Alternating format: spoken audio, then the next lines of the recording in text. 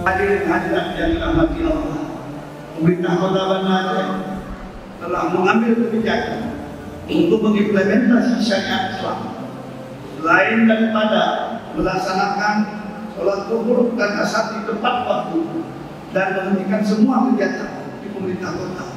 Pada bulan Ramadan ini kami juga menggratiskan air minum, retribusi pembayaran untuk seluruh masjid yang ada di Kota Banda Aceh.